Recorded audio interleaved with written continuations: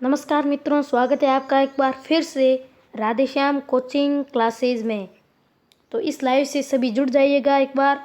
फिर हम एक नया टॉपिक स्टार्ट करने जा रहे हैं, गतिकी यानी कि डायनामिक्स। यह फिजिक्स का 11th क्लास का 3rd लेसन है, गतिकी। तो चलो स्टार्ट करने जा रहे हैं हम, सभी जुड़ जाइए एक बार। तो चलो स्टार्ट करते हैं। गतिकी, सबसे पहले बात आती है कि गति होती क्या है। तो किसी कण या कणों के निकाय की स्थिति में समय के साथ परिवर्तन की अवस्था को ही गति कहा जाता है। यानी कि कोई भी कण है, उसकी स्थिति में समय के साथ परिवर्तन होगा, उस अवस्था को हम क्या बोलते हैं, गति कहते हैं। उसी को हम क्या कहते हैं, गति। जैसे कि मैं आपको समझाऊं तो देखो, जैसे कि ये रोड है यानी कि सड़क है, ठीक है। अब यहाँ पर एक गाड़ी है, ठीक है, एक गाड़ी है, तो वो यहाँ पर खड़ी है। प्रारंभिक अवस्था उसकी ये है, ठीक है। ये t बराबर 0 में यहाँ खड़ी थी,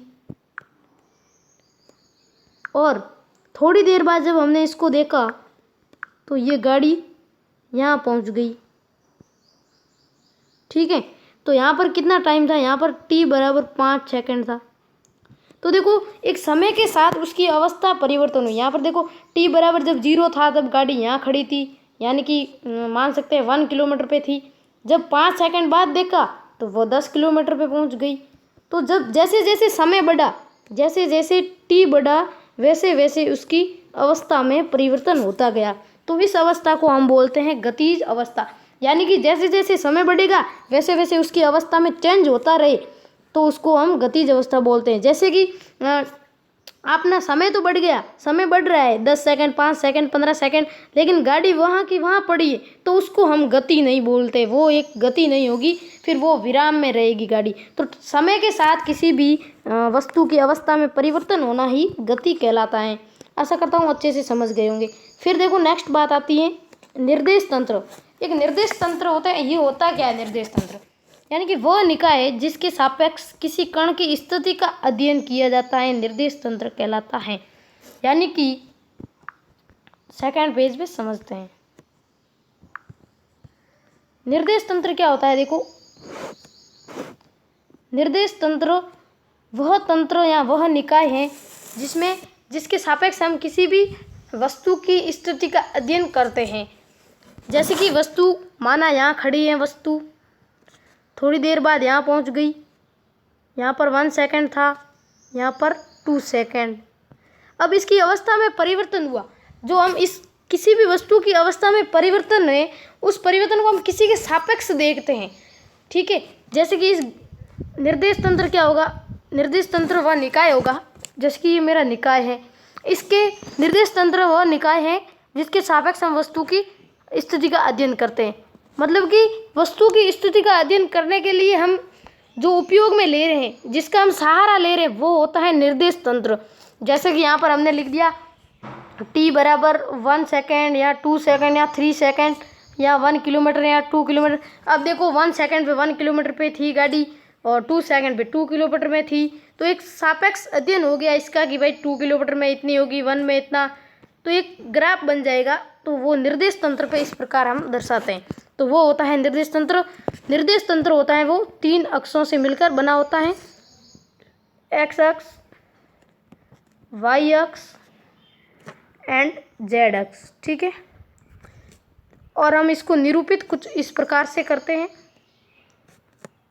ये तीनों अक्ष, ये x एक्सिस, ये y एक्सिस एंड ये z एक्सिस, ठीक है। और ये z डैश एंड ये ये x डैश एंड ये y डैश। तो ये होता है निर्देश तंत्र। यानी कि किसी भी वस्तु की स्थिति का अध्ययन जिसके सापेक्ष कर रहे हैं, उसको, उस तंत्र को हम निर्देश तंत्र कहेंगे, ठीक है। अब वापस फर्स्ट पेज पे चलते हैं। फिर आगे देखो, एक टॉपिक आता है विराम अवस्था। यदि समय के साथ किसी वस्तु की स्थिति किसी निर्देश तंत्र के सापेक्ष परिवर्तित नहीं होती है, तो वस्तु विराम अवस्था में कही जाती है। यानी कि समय बढ़ रहा है लेकिन वस्तु की स्थिति किसी भी निर्देश तंत्र के सापेक्ष, जिसके सापेक्ष हम अध्ययन कर रहे हैं, उसके सापेक्ष वो विराम अवस्था में, यानी कि उसकी कोई चेंज नहीं हुई अवस्था, तो उसको हम बोलेंगे विराम अवस्था। ठीक है, यदि समय के साथ किसी वस्तु की स्थिति में परिवर्तन न होना विराम अवस्था कहलाती है। फिर आती है गतिज अवस्था। तो गतिज अवस्था क्या होगी? यदि समय के साथ किसी वस्तु की स्थिति किसी निर्देश तंत्र के सापेक्ष परिवर्तित होगी तो वह गतिज अवस्था कहलाएगी। ठीक है, जैसे कि इसको भी हम एक बार समझ लेते हैं। कैसे? जैसे कि एक निर्देश तंत्र के सापेक्ष हमने अध्ययन किया कि जो एक बस है, ठीक है, एक बड़ी बस है, वो यहाँ खड़ी है। ठीक है, अब यहाँ पर देखो हमने अध्ययन किया कि ये बस जब 12 बजे थे तब यहीं खड़ी थी और जब 3 बजे तब भी यहीं खड़ी थी। तो इसका मतलब कि ये गतिज अवस्था में नहीं है, ये कौन सी होगी? विराम अवस्था। यानी कि इसकी स्थिति में या अवस्था में कोई परिवर्तन ही नहीं हुआ, लेकिन समय बढ़ा है, समय तो बढ़ गया इतना सारा, लेकिन इसकी स्थिति वहाँ की वहाँ पड़ी है, यानी कि ये विराम अवस्था कहलाएगी। कौन सी अवस्था कहलाएगी? विराम अवस्था। अब गतिज अवस्था देखनी है तो कैसे? जैसे कि 12 बजे पर यह बस यहाँ खड़ी थी, ठीक है, अब 3 बजे तो ये बस पहुँच गई बाड़मेर। कहाँ पहुँच गई? बाड़मेर पहुँच गई, माना कहीं भी पहुँच गई, तो हम कह सकते हैं कि ये उसकी कौन सी अवस्था थी?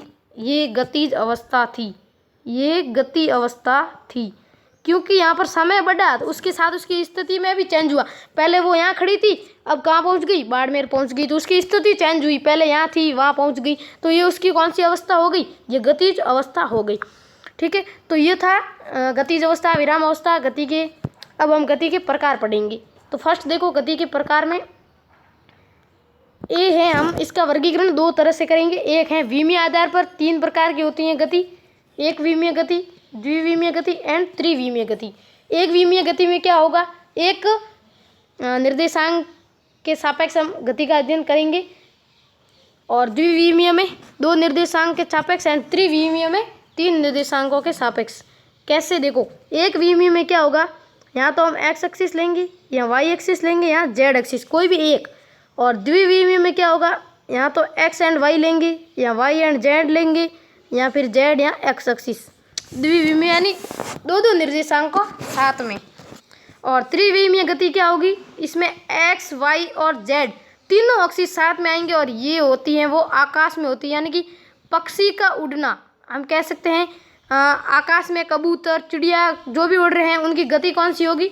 आपसे कोई पूछ सकता है भाई आकाश में चिड़िया उड़ रही, कौन सी गति है उसकी? तो उसकी त्रिविमीय गति होती है, क्योंकि आकाश में जब उड़ेगी तो वो तीनों एक्सिस के सापेक्ष होगी, इसलिए उसकी त्रिविमीय गति होती है। ठीक है, और द्विविमीय गति में एक तल में होती है, एक्स वाई तल, वाई जेड तल और जेड एक्स तल। जैसे कि ये एक्सिस है अपने, तो ये एक्स वाई तल हो गया, इसका ये कॉम्बिनेशन, फिर इसका कॉम्बिनेशन, फिर इसका कॉम्बिनेशन। ठीक है, ये अलग अलग कॉम्बिनेशन होंगे और तल बनेंगे, उसमें होगी। और एक विमीय में क्या होगा? अलग अलग एक्सिस पे होगी, एक सीधी रेखा में। फिर देखो, गति की भी वर्गीकरण जो है दूसरा, वो गति की प्रकृति के आधार पर वो होता है 3 प्रकार का: स्थानांतरण गति, घूर्णन गति एंड दोलन गति। अब देखो, स्थानांतरण गति क्या होती है? स्थानांतरण गति एक सीधी रेखा में होती है, यानी कि एक जगह से दूसरी जगह जाना, स्थानांतरण गति समझते हैं। ठीक है, पहले हम स्थानांतरण गति समझते हैं।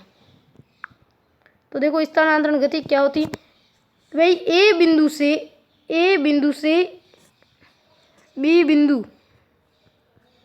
बिंदु तक जो गति होगी उसको हम बोलेंगे, जैसे कि ये हमारा ए बिंदु है एंड ये बी बिंदु है, तो यहाँ पर ए से बी पर जो गति होगी उसको हम बोलेंगे, यहाँ से यहाँ तक की जो गति है ये हमारी एक स्थानांतरण गति। जरूरी नहीं ये सीधी रेखा में हो, ऐसे भी हो सकती है। कोई कार ऐसे ऐसे गोल गोल चक्कर भी काट रही है, वो भी स्थानांतरण गति है। मतलब कि एक स्थान से दूसरे स्थान तक जाने में जो गति होती है वो स्थानांतरण गति होती है, यानी कि एक वस्तु है वो एक स्थान से दूसरे स्थान तक स्थानांतरण हो जाती है, उसका चेंजेज हो जाता है एक स्थान से दूसरे स्थान तक, तो वो स्थानांतरण गति होती है, एक स्थान से दूसरे स्थान पर जाना, बस स्थानांतरण गति यही होती है। सेकंड आता है फिर घूर्णन गति। घूर्णन गति क्या होती है? देखो, घूर्णन गति होती है कि किसी भी वस्तु का अपने अक्ष पे घूमना। जैसे कि आपने लट्टू देखा होगा, मैं बना देता हूँ।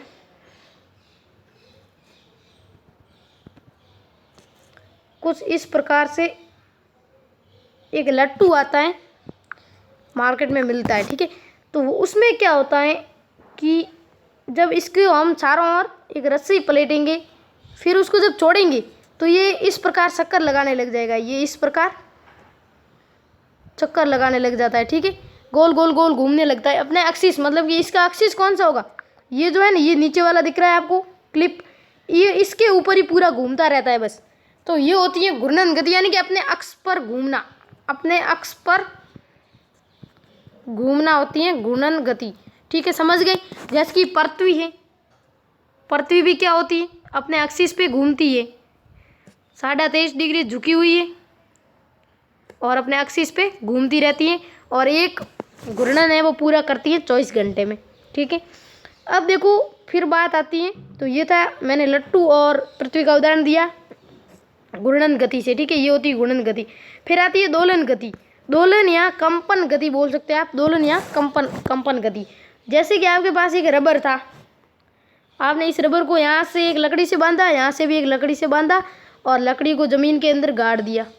फिर आपने इस रबड़ को ज़ोरदार खींचा, पूरा बल लगा के इधर खींचा अपनी तरफ, फिर छोड़ दिया। तो ये रबड़ क्या होगा, इस रबड़ के साथ कुछ एक घटना होगी, वो क्या होगी, देखो ये रबड़ है वो एक बार ऊपर ऊपर जाएगा, मतलब कंपन करने लग जाएगा, ऊपर नीचे ऊपर नीचे ऊपर नीचे ऐसे कंपन शुरू कर देगा, यानी मारवाड़ी में आप कह सकते हैं दूझने लग जाएगा।